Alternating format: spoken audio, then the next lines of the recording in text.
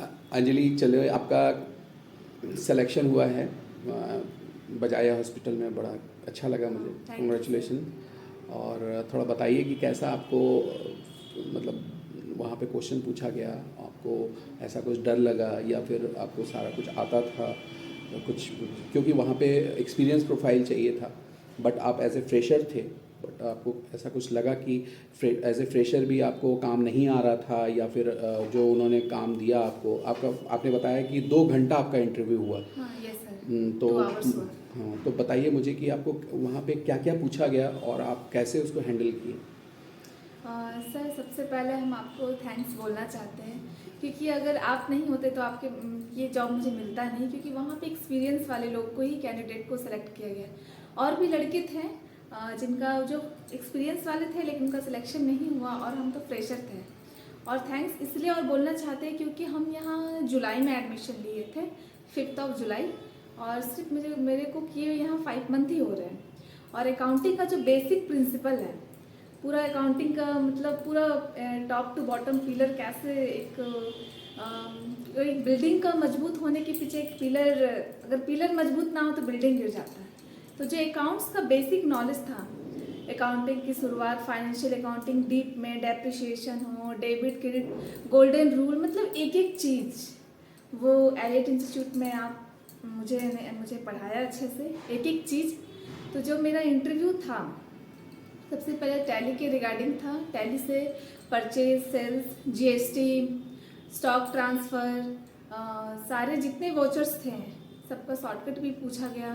सारा शॉर्टकट की बताया मैंने, कॉन्ट्रा वोचर में एंट्री करना था, परचेज में सबका। और जैसे कि डायरेक्ट अगर कोई गलती हो गया कोई भी लेजर में, तो डायरेक्ट उसमें जैसे कंट्रोल इंटर से, तो वहाँ के जो अकाउंटेंट थे वो मुझसे पूछ रहे थे कि आप मतलब इतने अच्छे से कर रहे हैं, आप कहीं काम किए हैं। तो मैं सबसे पहले ये बोलना चाहती सर कि आपने जो सिखाया, एक एक दिन में कम से कम 20 या 25 इनवॉइस करवाते थे, इसलिए मुझे वहाँ लगा ही नहीं कि हाँ मैं नॉन एक्सपीरियंस के बेसिस पे जा रही हूँ एज अ फ्रेशर। बट मुझे कोई दिक्कत नहीं हुआ, जितना क्वेश्चंस था 2 घंटे का, मुझसे सारे क्वेश्चन सही हुए और सर भी खुश थे। इसलिए सर तुरंत ही मुझे सैलरी के लिए भी बोला कि आपको सैलरी एक्सपेक्टेशन क्या है। बट एज अ फ्रेशर उनका जो कंपनी का जो कुछ शेड्यूल्स होता है, इस वजह से मुझे मतलब सैलरी ज़्यादा नहीं मिल पा रहा। फिर भी उन्होंने मुझे ऑफर किया है 15 to 16, बट मेरा रिक्वायरमेंट है 17 to 18। बट उन्होंने कहा कि आपका काम और आगे देख के आपको रेटिंग के हिसाब से आपका सैलरी बढ़ा देंगे। चलिए, आपने शुरुआत अभी जो किया है एज ए हाँ फ्रेशर, तो आपको ऐसा कभी लग रहा था जब आप एंट्री कर रहे थे कि हाँ ये चीज़ नहीं आ रहा है, या फिर आपको ये चीज़ हमने नहीं पढ़ाया है, ऐसा कुछ आपको लगा कहीं नहीं पे? सर, मुझे ऐसा 1% भी मुझे डिमोटिवेट फील नहीं हुआ, क्योंकि आपने मुझे सब कुछ पढ़ाया था, पूरा बेसिक एक एक इन्वॉइस जो इन्वॉइस थे वो सेम टू सेम, मतलब लग रहा था कि मैं क्लास पे ही बैठ के अपना चलिए, बहुत क्लास अच्छा। वर्क कर रही हूँ। तो आपने इतना सारा प्रैक्टिकल, सारा थ्योरी पार्ट सब कुछ कराया, तो चलिए, मुझे आपका लगा भी। अभी सैलरी आपको कम मिल रहा है क्योंकि हाँ आप सर। एज ए फ्रेशर हो, हम्म। लेकिन मैं आपको इतना इंश्योर कर रहा हूँ कि आप वहाँ पे अगर काम करेंगे तो ऑब्वियस है आपका 2-3 महीने में आपकी सैलरी भी इन्हांस होगी, हाँ और सर। आपको सैलरी का जो इशू है वो भी आपका हाँ सर, मुझे तो रिजॉल्व हो लगा कि जाएगा। मतलब मैं तो जाऊंगी तो डे वन से ही काम करूँगी, मुझे ज़रा सा भी मतलब एज अ मोनोटोनस भी नहीं लगा मुझे करते वक्त, कि मेरा अकाउंटिंग में इतना ज़्यादा इंटरेस्ट है कि मतलब मुझे सबसे बेस्ट और स्किल्ड अकाउंटेंट भी बनना है, और वो सिर्फ आपके वजह से। तो आई एम वेरी ग्रेटफुल नहीं, एंड देखिए, थैंकफुल एक टू चीज़ यू समझिए, सर। मैं आपको यही कहना चाहूँगा कि जैसे कहावत है कि हीरा तो आप हैं, मैं सिर्फ तराश सकता हूँ, सिर्फ आपको चमका सकता हूँ, क्वालिटी तो आप में ही होती है। अगर आप उसको ध्यान से नहीं पढ़ोगे या फिर आप उस पर ध्यान नहीं दोगे, तो मैं चाहे जितना भी पढ़ा लूँ, वो मैं डिलीवर नहीं कर पाऊँगा आपके थ्रू।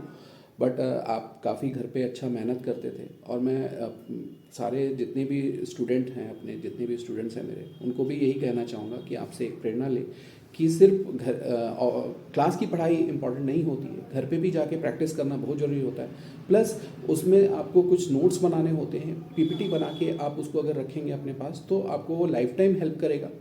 हाँ और सर, आपने जो एडवाइस दिया था इंटरव्यू क्वेश्चन का पीपीटी, तो मैंने उसको भी रेडी किया। जीएसटी पे फुल प्रेजेंटेशन बनाना था, टीडीएस पे, मतलब ये सब सारी चीज़ हेल्प की है।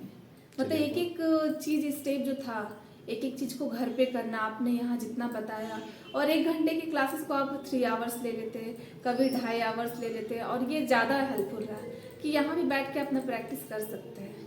चलिए बहुत अच्छा। और मैं आपको इतना इंश्योर करता हूँ कि यहाँ पे एक्सपीरियंस लेने के बाद अगर आप इन फ्यूचर कहीं पे आप जाते भी हैं तो Yes. आपका फ्यूचर काफ़ी ब्राइट है। आप बहुत मेहनती हो Thank you. और आप मेहनत करना मत छोड़ना। और दूसरी बात है कि अपने स्किल को डेवलप करते रहना। ऐसा नहीं कि हमारा क्या होता है कि अगर हम एक जगह रह जाते हैं जहाँ हम काम कर रहे हैं तो हम एक ही जगह पे ही सोचते हैं कि चलो हम कंफर्ट जोन में हैं, हम इससे आगे क्या ही करें। बट नहीं, आपको अपना स्किल डेवलप करते रहना है। स्किल से ही आपका जो सैलरी है वो इन्हांसमेंट होता है और आप स्किल डेवलप करके आप अपने आप को अच्छे मुकाम पे ले जा सकते हैं। ये बात आप बिल्कुल सही कह रहे हैं सर। हीरा को तलाशने में अगर आप नहीं मदद करते तो वो तो पॉसिबल ही नहीं था, क्योंकि मतलब 5 मंथ में ये पॉसिबल नहीं। और मेरा पढ़ाई का गैपिंग हो गया था। कहाँ मैंने 2019 में ग्रेजुएशन किया। अच्छा। और अकाउंटिंग के बाद वहीं छूट गया। तो ऐसा क्या रीज़न था आपने 2019 से 2025 तक फिर मतलब आप किस चीज़ में लगे रहे थे? सर एक्चुअली मेरे पेरेंट्स का और ये मेरा खुद का एक डेडिकेशन था कि गवर्नमेंट जॉब लेना। अच्छा। और उसी को मैंने प्रिपरेशन किया, एनटीपीसी, एसएससी, रेलवे लाइन में बहुत जगह, कभी पीटी निकलता है तो कभी मेंस नहीं, कभी मेरिट लिस्ट में छटते हैं। तो फाइनली हम ये डिसाइड किए कि नहीं, उसमें मेरा एज भी चला गया और मैं बहुत ज़्यादा डिमोटिवेट हो गई लास्ट में। लेकिन फिर जैसे मैंने आपका क्लास ज्वाइन किया, मुझे पता चला कि ठीक है, अभी शुरुआत में तो मुझे ज़्यादा नहीं मिलेगा, अप टू 20 मिलेगा, लेकिन हाँ मेरे एक्सपीरियंस, मेरे काम के अकॉर्डिंग मुझे 6 मंथ में यही 20,000 30 में कन्वर्ट हो जाएगा। चलिए बहुत अच्छा डिसीजन आपने लिया कि आपने वो जो लाइन था आपका गवर्नमेंट जॉब का उसको कंटिन्यू नहीं किया। Yes. अब अभी भी आप कर सकते हैं, ऐसा नहीं कि हाँ। आपका जब अगर वो सपना है तो आप अभी भी उसको कंटिन्यू कर सकते हैं। और क्योंकि आपके पास एक स्टेबल जॉब है और आप ये जॉब करते हुए भी आप घर में पढ़ाई कर सकते हैं और उस एक आप फॉर्म निकलेगा तो आप उसको भर सकते हैं। बट आप उसके भरोसे नहीं हो, आप बेरोजगार नहीं हो, सबसे बड़ी बात। वो जो 2019 से तो मेरा ग्रेजुएशन हुआ, लेकिन हम तैयारी जैसे मेरा 16 में जैसे 12th हुआ तो हम कर तभी से रहते, यानी मैंने 8 साल पूरा, मतलब 8 साल मेरा, मतलब अगर मैं प्राइवेट पकड़ती उस टाइम तो अभी महीना का 75 प्लस ही होता मेरा सैलरी। कोई बात नहीं, इसी को कहते हैं और कि सर मैं सारे स्टूडेंट को ये कहना चाहूँगी कि ऐसा ना सोचे कि अकाउंट्स बैकग्राउंड है तो मेरा तो गैपिंग हो गया था बहुत ज़्यादा, मतलब 19 से लेके यहाँ 6 साल का गैपिंग था। अकाउंट्स से मेरा कोई दूर तक कोई कनेक्शन था नहीं। तो क्योंकि मैं तो अपना मैथ से इंग्लिश, अपना जो भी कंपटीशन लाइन था उस पर कर रही थी। लेकिन आपने इतना अच्छा से वो बेसिक जो था, अगर उसको कोई बच्चा पकड़ ले तो ऐसा कोई ना सोचे कि अगर मेरा अकाउंट्स नहीं है, मेरा आर्ट्स स्ट्रीम है तो हम नहीं कर सकते, साइंस स्ट्रीम में नहीं कर सकते, ऐसा कुछ नहीं है। आपका एलियट इंस्टीट्यूट ये सबसे बेस्ट प्लेटफॉर्म है एज अ प्राइवेट सेक्टर के लिए। मैं ये बोलना चाहूँगी कि जिससे भी जॉब चाहिए प्लीज़ एलियट इंस्टीट्यूट में ज्वाइन करें। Thank you.